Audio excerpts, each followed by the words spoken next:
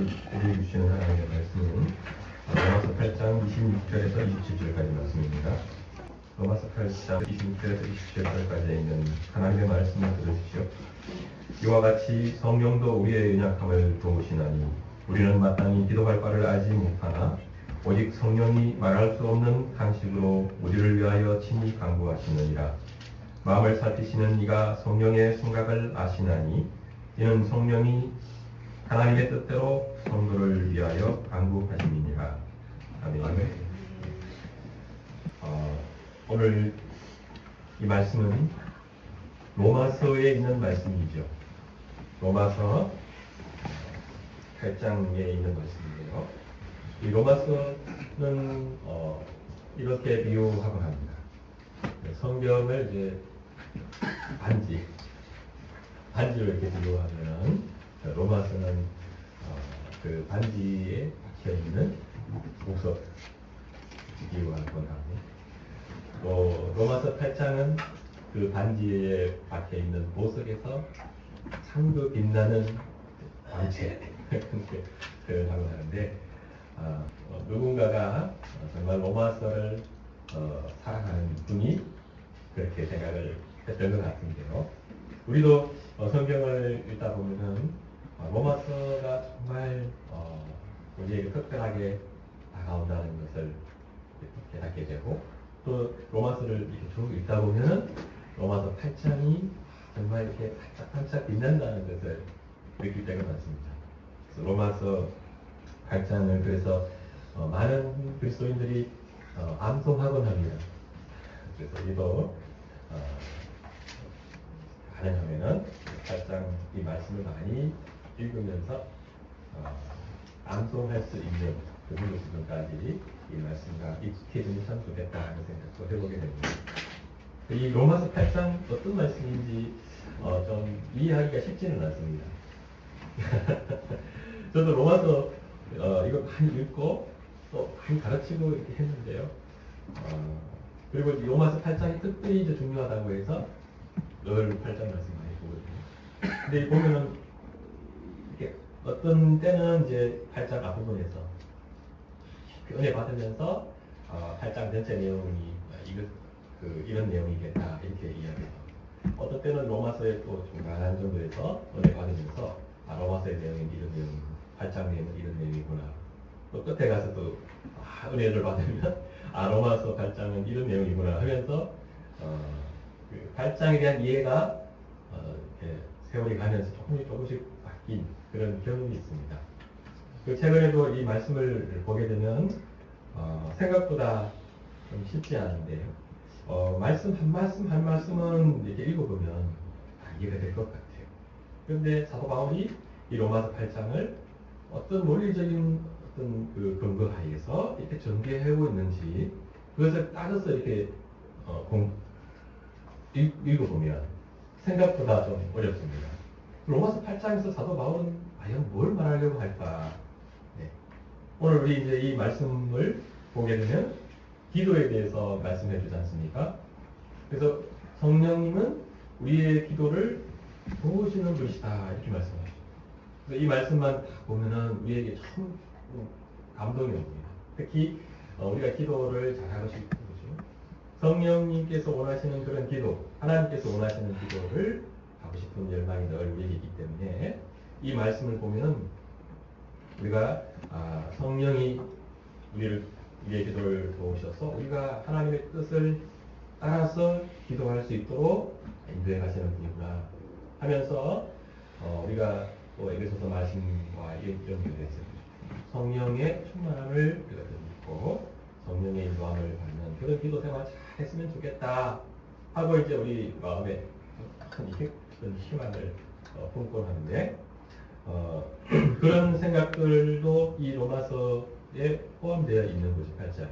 그런데 이 로마서 8장이 정말 말하고자 하는 바는 제가 그동안 파악한 바로는 어떤 내용이냐면요. 이 8장은 그리스도인들은 구원받았다고 하는 것을 로마서 앞부분에서 얘기해 줍니다. 결국은 너희는 구원받았는데 너희의 그 구원이 어떻게 이루어졌는가 하는 것을 설명해 주죠. 예수 그리스도의 구속과 관련해서 구원받은 사람들이다. 너희는 얘기해 주고요. 그런데 구원받은 사람도 로마서 7장에 보면은 어려움이 있는 거죠. 그래서 확신 가운데 살아가지 못하고 하나님 믿는 그 사람다움이 나타나지 않은 채 신앙생활하는 그런 모습이 나타나곤 하는데 로마서 8장은 이제 그런 너희가 어떻게 하면은 그 구원의 큰 확신 가운데 살 수 있는가. 그래서 먼저 8장에서 말하려고 하는 것은 뭐냐면 너희의 구원은 확실하다. 이겁니다. 너희의 구원은 확실하기 때문에 확신해라는 거죠. 제가 볼 때 구원의 큰 확신을 가지도록 사도 바울이 다시 한번 우리에게 힘주어서 이 말씀을 선포하고 있습니다. 그러니까 우리가 지난번에 그동안 이제 구원의 확신과 관련해서 많은 말씀드렸는데 이 로마서 8장은 특별히 사도 바울이 그런 어떤 의도를 가지고서 이 말씀을 선포하고 있는데 너희의 그 구원의 확신을 심지어는 성령님도 도우신다는 거예요. 이 말씀은 그 전체적인 틀 속에서 딱 주어지는 겁니다. 그러니까 너희는 어떤 점에서 구원의 확신을 가져도 좋으냐? 그런 관점에서 우리가 로마서 8장을 한번 다시 보면요. 첫 번째는 뭐냐면 너희에게는 더 이상 정죄함이 없다. 정죄함이 없다고 딱 선언합니다. 그러니까 7장에서 결국 우리를 끊임없이 이렇게 절망에 떨어뜨리는 것은 결국 사탄과 죄지 않습니까? 사탄과 죄의 세력에 의해서 우리가 때로는 이게 무력해지는데 그 사탄의 세력, 죄의 정죄를 단숨에 이렇게 무력화시킬 수 있는 진리를 사도는 선포합니다. 그러니까 그렇게 해도 좋다고 지금 이야기하는 그런 증거 차원이 아니고 재판장이신 하나님의 그 결정이지 않습니까? 최종적 결정을 딱 선포해서 너희는 정죄함이 없다. 이것이 사도 바울이 하려고 하는 말이 아니고 예수 그리스도께서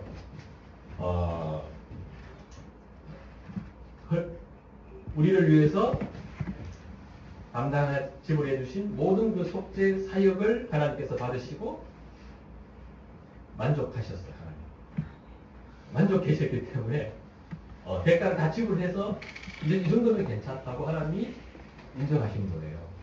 그래서 너희가 죄의 삭을 다 지불했기 때문에 하나님 재판장이신 하나님께서 그렇다면 이제 너희는 무죄다 하고 선고를 딱 해버리시는 거예요. 사실 어떤 우리 구원의 확신과 관련해서 어떤 측면이냐면 좀 객관적인 측면이라고 이렇게 볼 수 있습니다.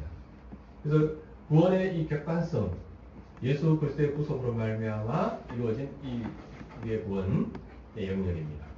또 하나가 뭘 강조해주냐면 우리 오늘 읽은 말씀 이 뒤에 보면은요 조금 어려운 표현이 나옵니다.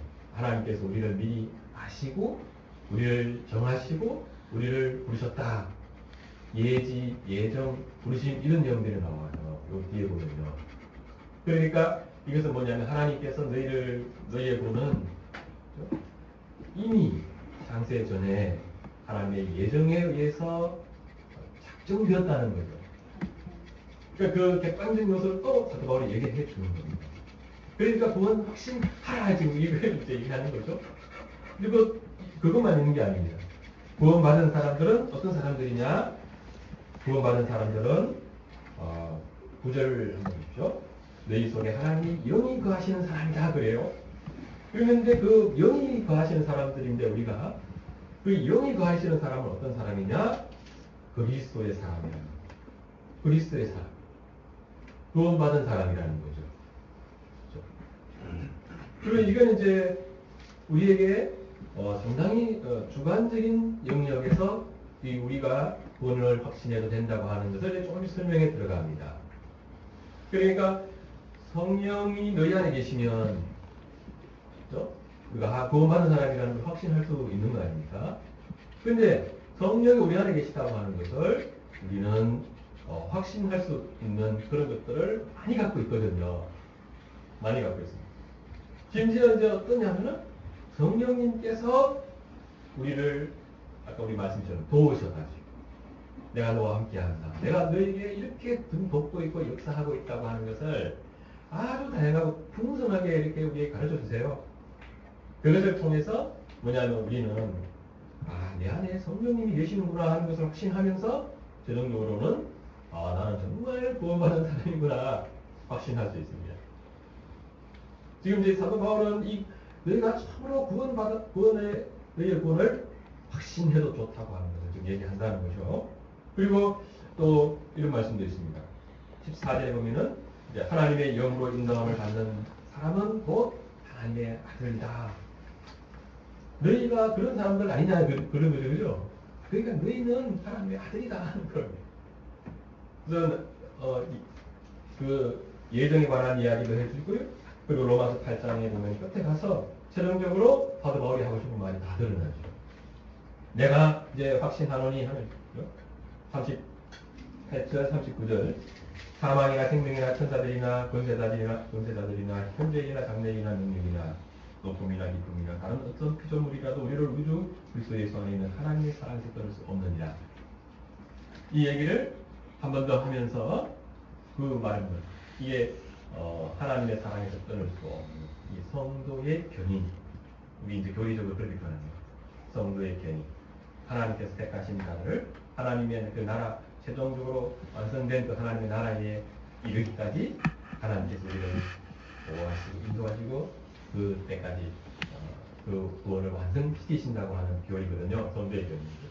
그러니까 예수 믿음 그리스도인들은 그 하나님의 구원의 그 손이지 않습니까? 구원의 팔, 그 권능의 팔에서 구원받은 하나님의 자녀들을 그 어떤 것도 야탁할 수 없다는 거예요. 그래서 하나님의 그 의지,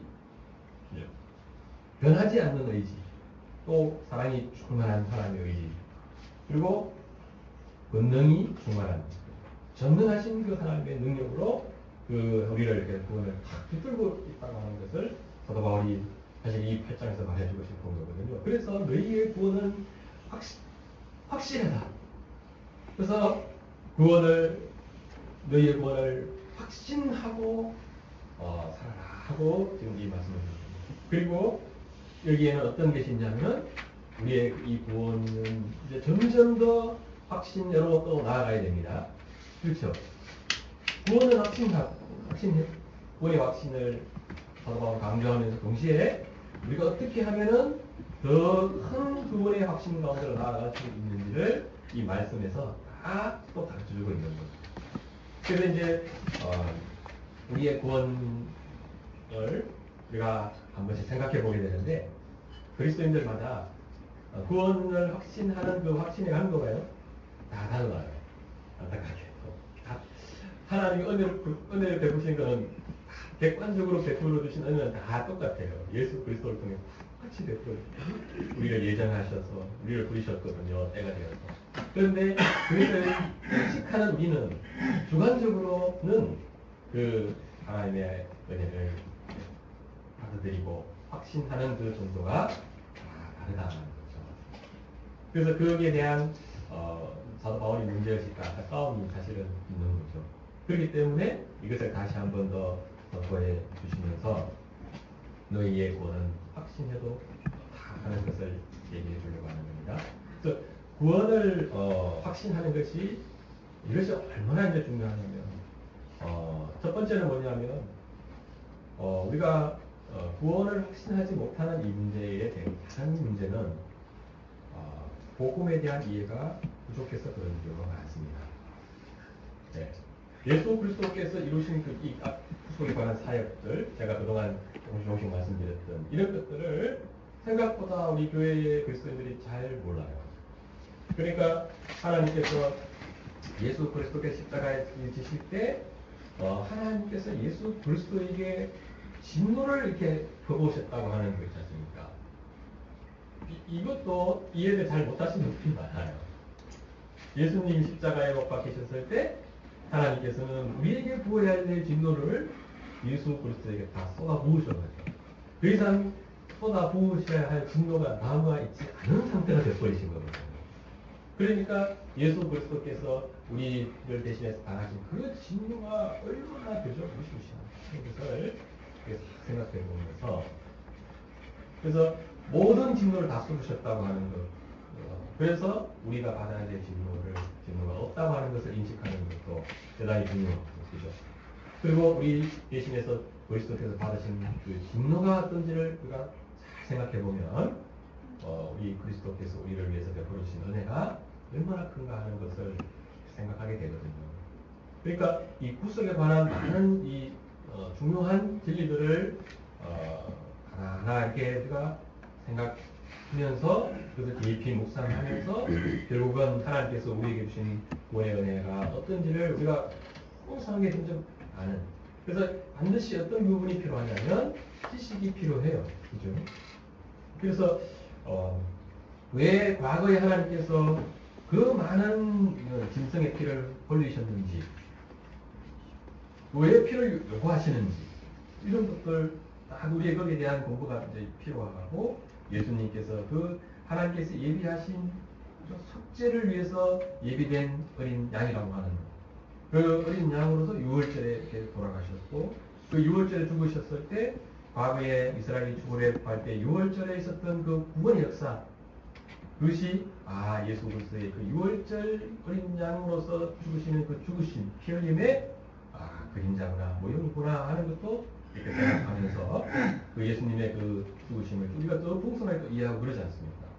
그래서 그런 것들을 우리가 하나 공부해가면서 예수 그리스도의 그 우리를 위해서 이루신 그 모든 구속에 관한 것들을 충분히 알아서 그 우리가 구원의 그 은혜와 감격 속에 들어가고 또 그 진리의 체계가 우리에게 계속해서 있으면서 그것이 우리가 신앙생활을 하면서 은혜를 계속해서 생산해내는 거거든요. 그 진리 체계가 부족하면 어느 때는 막 감동이 막 있는데 그 진리가 부족하면 체계가 부족하면 다시 이렇게 은혜가 회복이 되는데 시간이 많이 걸리고 특별한 또 시간도 필요하고 그렇습니다. 근데 이제 그래서 구원에 관한 복음에 관한 지식이죠. 지식이 얼마나 중요한가 하는 것을 생각하게 되는데 그 부분이 문제가 되어져서 우리 그리스도인들이 구원의 확신의 그 강도에 있어서 어떤 부분은 좀 약할 수 있다 하는 거. 그 다음에 또 어떤 부분이 있냐면 그 지식의 체계는 충분히 이렇게 공급이 됐는데 또 우리에게 어떤 문제가 있냐면 이제 이 죄의 문제가 있습니다. 그래서 이 앞부분에 로마서 8장 앞부분에 이 죄의 문제를 이제 어떻게 다루느냐 도면하고 있죠. 그래서 우리가 지난번에 로마서 살피면서 그죠? 이 죄와 은혜의 지배라고 하는 이 주제로 그 부분에 대해서 조금 다뤘는데 제가 어떤 부분을 말씀을 드리지 않았느냐면 이게 은혜로 죄를 죽이는 그 부분에 대해서 사실 말씀을 못 드렸습니다.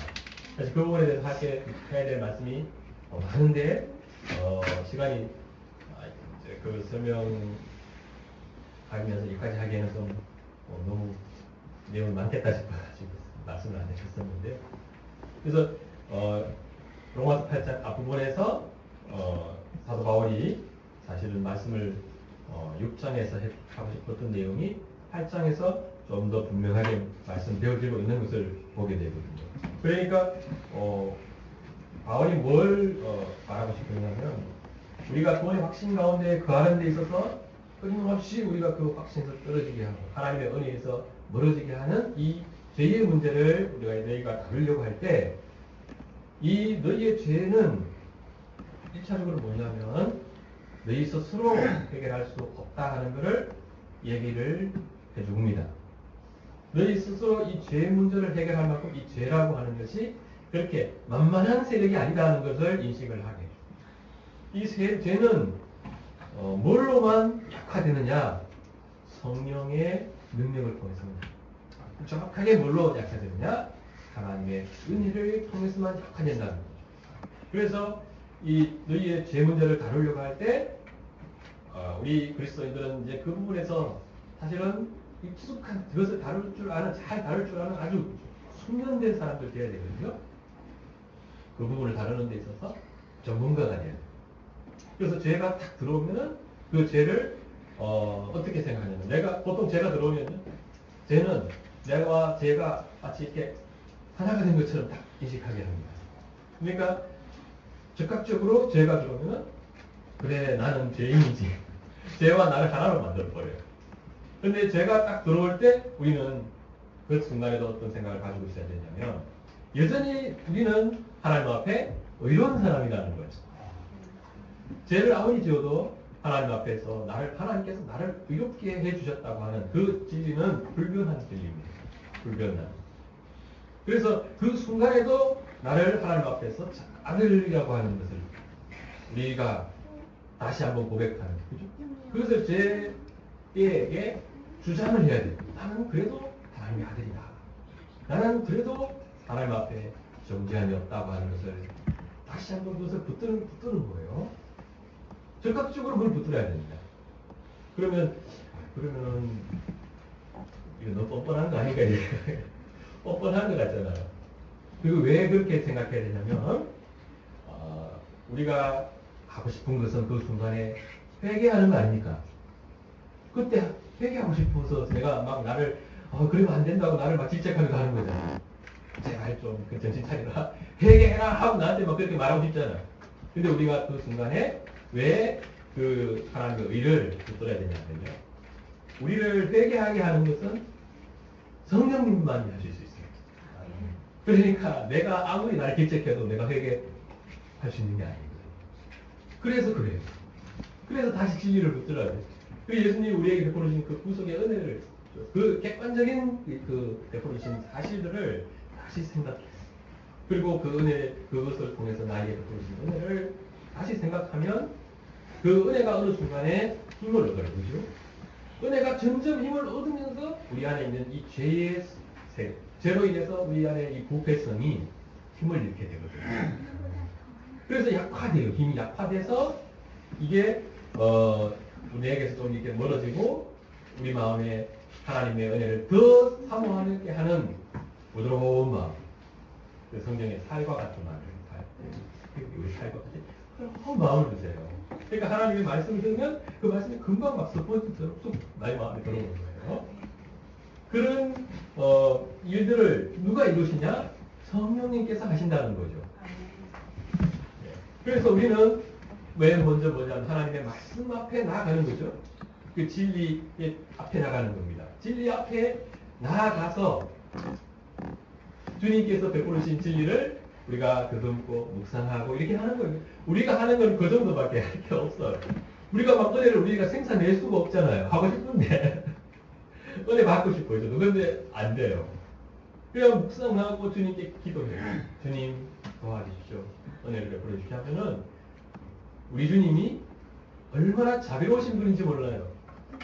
그래서 성경에 계속해서 그냥 우리 하나님은 자비로우시고 은혜로우시다. 자비로우시고 은혜로우시다. 이게 하는데 이스라엘 역사를 통해서 그걸 보여주고 싶은 거예요. 이스라엘이 보면 정말 하나님 앞에 철들지 않는 어린아이처럼 행동하거든요. 그런데도 하나님이 그 이스라엘을 꼭 참으세요. 이스라엘을 우리가 공부할 때 이스라엘을 한 아이다 이렇게 보면 됩니다. 얘는 한 아이인데 아직 어린아이예요. 이렇게 아직 계시가 충분하게 주어지지 않아서 하나님 앞에 마치 어린아이가 하나님 아버지하고 같이 사는 그 시절처럼 이렇게 생각하면 됩니다. 그 어린아이와 같은 이스라엘을 하나님이 굉장히 길이 참으시고 오랫동안 하면서 양육해 가시거든요. 그 하나님의 그 자녀를 다루시는 그 모습을 보면 우리가 뭐라고 고백할 수밖에 없는 하나님은 정말 자비로우시고 인자하시고 은혜로우신 분입니다 하고 고백할 수밖에 없습니다. 그래서 우리가 그 자비로우신 하나님 때문에 그 하나님을 바라보기 때문에 우리가 어떤 형편 속에서도 하나님을 바라볼 수가 있는 거예요. 바라보면 정말 하나님은 너가 그럴 줄 알았다. 내가 너가 그럴 줄 알았다. 다 아세요. 네, 우리에게 새로운 모습이 없거든요. 인약해요. 막 동의한다 했잖아요. 네, 아직도 없어. 그래서 그런 너가 다시 회복되고 살아나는 것은 내가 너에게 베풀어주는 은혜를 통해서만 다시 살아날 수 있다고 하는 것을 알기 때문에 하나님 우리에게 또다시 변함없이 그 자비를 베풀어 주신다 하는 거죠. 자, 하나님은 우리가 그런 어떤 영적 원리 속에서 살아야 될 사람들이라는 것을 잘 알고 있고 사도 바울은 그것을 정확하게 알고 우리에게 지금 이 말씀을 통해서 가르쳐 주는 겁니다. 네. 그래서 이 죄와 은혜의 지배, 죄도 우리를 지배하려고 하고 은혜도 우리를 지배하려고 하는데 이 두 전투 속에서 우리가 어떻게 승리하는가, 우리가 끊임없이 뭐냐면 하나님의 말씀으로 나아가서 하나님이 우리에게 부어주시는 그 은혜를 조금씩 더 믿는 겁니다. 그러니까 조금씩 주실 때 그것을 주위에서 늘 그 은혜를 베풀어 주시는 그 때를 내가 보내야 된다는 걸 생각해야 됩니다. 어떤 과정이 있냐면은 은혜를 베풀어 주실 때 조금씩 주시잖아요. 그럼 그때 우리가 부주의 하게 되면 그 은혜의 역사를 딱 멈춰버리게 만듭니다. 그런데 은혜가 이렇게 부어주실 때 우리가 이제 하나님 앞에 소원을 조금 가지게 되잖아요. 그때 소원을 가진 그때를 놓치면 안 돼요. 하나님 앞에 더 힘있게 꽉 나가야 돼요. 그 은혜를 주실 때, 나갈 수 있는 힘을 주실 때 나가야 돼요. 그러니까 그 성경 은혜를 받을 만한 때에 은혜를 받아야 되잖아요. 그게 그겁니다. 구원의 때가 딱 정해져 있는 거예요. 그때 우리가 하나님의 그 큰 구원, 우리 구원받는 그 구원이 아닙니다. 우리 삶 전체를 다시 구원하시고 살리시는 그 하나님의 구원, 그죠? 그 하나님의 구원의 손길을 우리 자신을 그 은혜를 힘입어서 나가야 되는데 그때도 나아갈 때 뭡니까? 우리가 사용하는 은혜의 수단이 말씀과 기도죠. 그래서 말씀과 기도를 좀 더 힘을 다해서 사용해서 우리 안에 하나님의 은혜가 충만하게 될 때, 그래서 그 충만한 은혜에 의해서 우리가 가끔씩은 뭘 경험해야 되냐면 내가 생각해도 내가 천사 같은데 괜찮아요. 내가 생각해도 내가 너무 사람이 이게 내가 맞나 싶은 그런 때가 있어요. 저도 너무 내가 사랑스러울 때가 있단 말이죠. 그러니까 하나님이 은혜를 주셔가지고 그 내 마음의 부패성이 이렇게 그러면 막 과거에 이전에 지었던 그 죄들이 있잖아요. 그게 막 그걸로 인해서 너무 슬픈 거예요. 그죠? 그러니까 회개도 그때 일어나요. 하나님 그 은혜를 받을 때 회개가 일어나서 막 회개하지 않으면 견딜 수 없는 그 역사들이 내 안에서 막 일어나는 것을 본단 말입니다. 그러니까 그리고 우리 마음에 어떤 것에 대한 열망이 생기냐면은 내가 나를 영화롭게 하려고 하는 그런 것들 있잖아요. 그런 것들이 너무 막 보잘것없는 인생의 목표처럼 느껴져요. 내가 정말 보물처럼 생각했던 그런 내 꿈들 있지 않습니까? 내가 보물처럼 생각했던. 그게 너무 막 정말 지푸라기가 아무것도 아닌 것 같은 그런 이제 인식에 떨어지거든요. 사로잡히게 돼요. 그리고 하나님의 그 하나님께서 영광 받으셨으면 좋겠다 하는 그 열망이 내 안에 있는 걸 보면서 뭘 느끼냐면요. 새로운 인간의 모습을 보는 거죠. 한 번씩 가끔씩. 이제 우리 그런 경험이 사실은 크거나 작거나 이제 있습니다. 네. 그게 이제 혹시라도 없다 그러면은 아니면 너무 인자가 약했다 그러면 이 오늘 말씀을 잘 들어보면 그렇게 우리가 하나님께로 가까이 가는 하나님의 영광에 참여하는 것이 어떤 것인지를 잘 이해할 수 있고 그 방향을 향해서 우리의 신앙이 계속해서 진전해 나아갈 수 있다는 것을 알 수가 있겠죠. 그러니까 우리가 하나님 앞에 이렇게 지금 말씀을 듣고 이 자리에 있는 우리 자신을 보면요, 벌써 하나님의 은혜가 우리 각 사람에게 다 이렇게 임하고 있는 것을 보게 됩니다. 그냥 여기에 있는 게 아닌 거죠. 하나님의 은혜가 무지고 있고 우리가 그 은혜를 받고 있습니다. 조금이든 많이 다 받고 있는데 내가 하나님의 그 큰 은혜를 받으려고 한다면 하나님께서 내게 은혜를 베풀어 주실 때 우리에게 주신 그 지정의 하나님의 은혜로 새로워진 그 의지를 사용해 가지고 하나님의 말씀 앞으로 또 기도하는 자리로 또 성도의 그 하나님의 교제 속으로 또 이런 예배 속으로 또 성찬에 참여하는 그런 어떤 방식을 통해서 우리가 하나님의 은혜를 더 풍성하게 공급받고 그 이제 은혜의 세계에 참여할 수가 있는 겁니다. 그래서 구원의 우리의 구원은 얼마나 확신해도 좋은가 하는 것을 바울이 말씀해 주고 있고 우리는 특히 성령의 역사를 통해서 참으로 우리가 객관적으로는 구원의 역사가 일어났다는 것을 아는데 그것이 과연 나에게 일어난 일인가 이제 그 부분은 우리에게 늘 궁금한 어떤 숙제처럼 남아있지 않습니까? 그 부분에 대해서 우리가 생각할 때 우리는 이 성령의 주관적인 우리 개인에게 인격적으로 찾아오셔서 역사하시는 그 역사를 통해서 우리의 구원의 구원이 정말 안전하구나. 그래서 성령의 인도하심을 받는 사람은 누가 그랬습니까? 하나님의 아들이라. 하나님의 아들. 받는 사람. 그 말이다. 예. 그래서 우리는 더욱더 확신할 수 있구나 하는 것을 이 로마서 8장 전체를 우리가 살피면서 생각을 해보게 됩니다. 그래서 이 성령 오늘 이 말씀해 주세요. 성령은 우리의 어떤 부분을 잘 아시냐면 연약함 잘 아십니다. 우리의 연약함을 보시나니 그랬는데 우리는 항상 연약해요. 항상 연약하다는 것을 성령님은 아시고 그리고 때때로 뭐냐면 우리는 어떻게 기도해야 되는지를 잘 알습니다.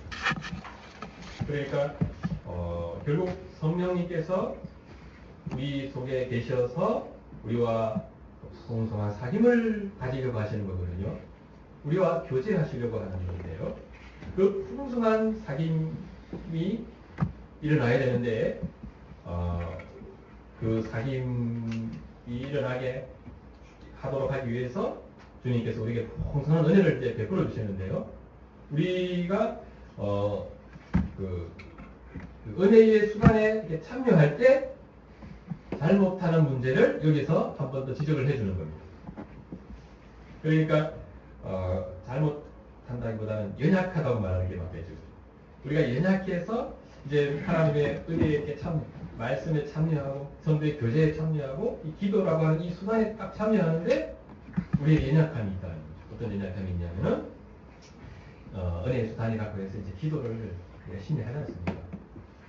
기도를 많이 하는 하나님 은혜를 많이 주신다고 이제 하니까 기도를 열심히 해야지 하고 기도를 열심히 하는데 실제로 해보면 내가 뭔가 이렇게 노력하는 만큼 은혜가 탁탁 안 올 수가 있습니다. 그리고 어떤 때는 보면은요 기도를 그렇게 열심히 하지 않는 것 같은데 잠깐 짧게 기도하는데 하나님의 은혜가 우리 속에 막 밀려올 때가 있고 그래요. 그래서 이게 도대체 어떤 현상인가 하는 것을 생각하게 되는데요. 이 부분에 대해서 사도 바울의 이 말씀은 우리에게 아주 중요한 답을 제공해 줍니다. 그러니까 우리는 어떤 문제를 나타내냐면 기도할 때 나도 모르게 우리 갖고 있는 이 부패성과 막 뒤섞여 있는 생각들이 감정들이 우리 기도 속에서 이렇게 흔들려요. 그것이 막 표현이 된다는 거죠. 그래서 우리가 이제 어떻게 기도해야 되는지를 머릿속에서 생각하게 됩니다. 어떻게 기도하는 것이 바람직한 기도인가를 저도 공부하면서 생각하거든요. 그렇게 해서 이제 그렇게 또 기도를 해보려고 해요.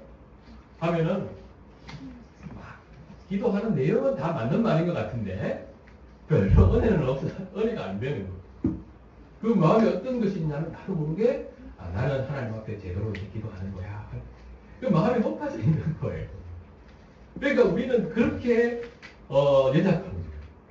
제대로 기도하는 것이 거의 불가능할 정도로 우리가 기도라고 하는 그 좋은 은혜의 수단에 참여하면서도 우리에게 그런 문제가 발생할 수 있다는 거죠. 그래서 성령님께서 어떻게 하냐면은 우리를 위해서 친히 간구하신다고까지 말씀합니다.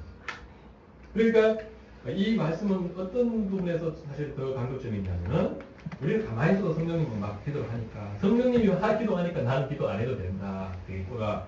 그렇게 생각하라고 지금 주는 말씀이 아니고 여기서 연약함을 돕는다는 것은 어떤 물건을 이렇게 있으면요. 이거를 같이 이렇게 맞잡고 이렇게 드는 거예요.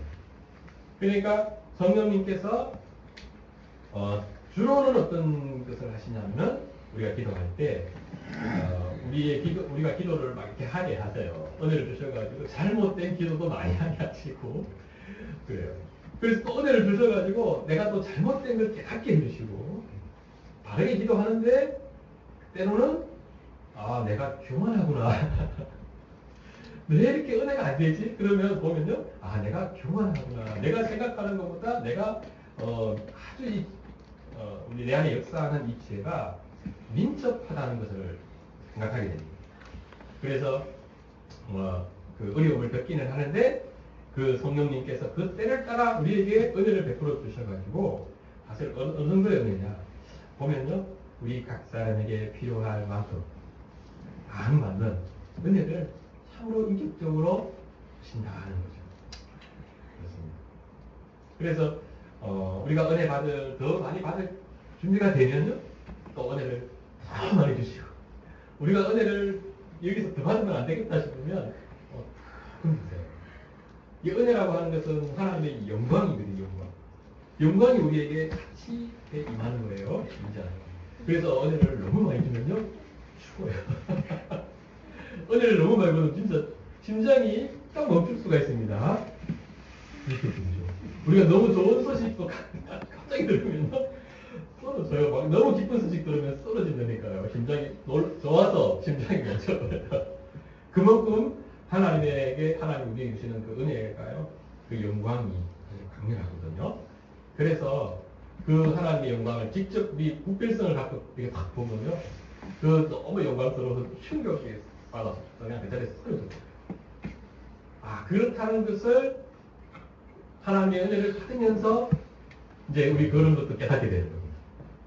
그래서 하나님이 우리에게 참 인격적으로 나한테 딱 맞게 해주시고, 우리 연약할 때는, 연약한 그 세월을 보낼 때는, 그 연약한 세월을 보낸 동안에 하나님이 오랫동안 기다리면서 은혜를 그렇죠. 목숨을 안 끊어지게 하시면서, 목숨을 안 끊어지게 하면서, 계속 기다려요. 그러면서 우리 마음에 그 조금씩 하나님에 대해서 알아가고, 또 철 들어가는 그 이제 모습이 나타나지 않습니까? 그때 또 하나님 은혜를 더 부럽게 그렇게 해나가시는 그런 면만 있는 것이 아니고 물론 그런 것도 있습니다. 때로는 하나님이 이렇게 우리가 특히 이렇게 예배드릴 때 함께 하나님과 함께 기도하고 할 때 하나님께서 특별히 은혜를 더 많이 베풀어 주시는 때가 있습니다.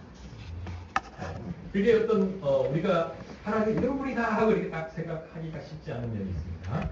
그래서 하나님은 그런데 매이지 않고 정말 인격적으로 우리의 그 필요에 따라서 우리에게 은혜를 베풀어 주시고 또 이렇게 은혜를 여기 있는 분들한테 하나님 은혜를 베풀어 주셔도 그 은혜가 각 사람에게 되기 다 했겠다 다 했겠다 그죠? 다른 게 아닙니다.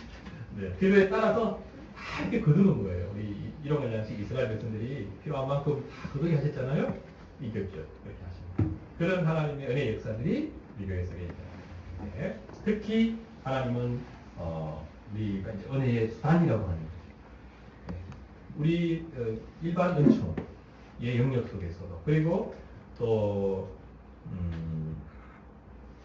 일반 은총의 영역을 통해서도 하나님이 우리에게 은혜를 베푸시죠. 그래서 뭐 이렇게 이런 식물을 보면서도 은혜를 받잖아요. 이게 하나님의 아름다움을 느끼거든요. 네. 그런 방식으로도 은혜를 주시고 또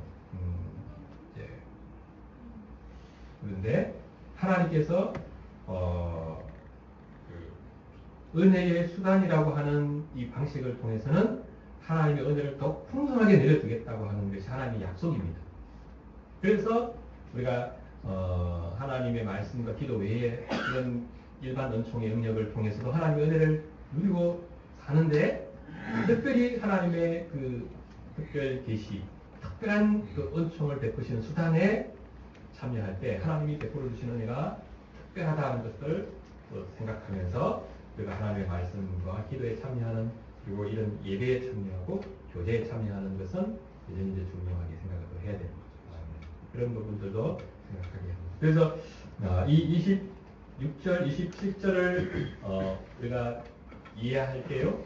이 말씀을 이제 잘 알아서 이 한국교회에서 많이 설교되고 하는데, 지금 제가 말씀드린 이 큰 구원의 확신을 우리에게 다시 한 번 더 강조해 주기 위해서, 그것을 확신할 수 있도록 성령님께서도 우리를 도우시는 분이라고 하는 그 부분을 사도 바울이 우리에게 강조해 주기 위해서 일단 이 말씀이 기록되었구나 하는 것은 우리는 이제 다 기억해 두셔야 됩니다.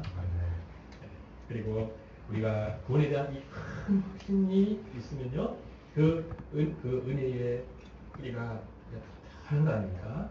그 큰 은혜의 뿌리에서 하나님께서 우리에게 베풀어 주시는 그 모든 풍성한 은총을 우리가 경험할 수 있고, 또 그 은혜가 우리에게 있게 되면요, 하나님이 내게 원하시는 바가 무엇인지를 그때는 훨씬 더 선명하게 이미 알고 있는 것도, 그것을 내가 그냥 지식적으로 아는 것이 아니고 내 전 인격이 그 하나님이 우리에게 말씀하고자 하는 말을 깨닫고 우리에게 반응할 줄 아는 사람들로 자연스럽게 나타나는 거거든요.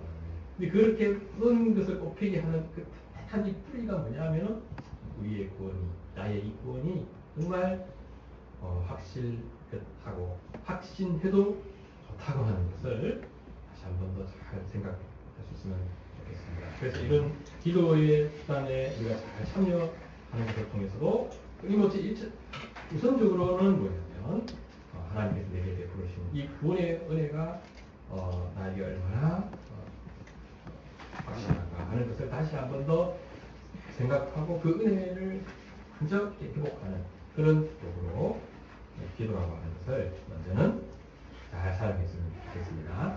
기도하겠습니다.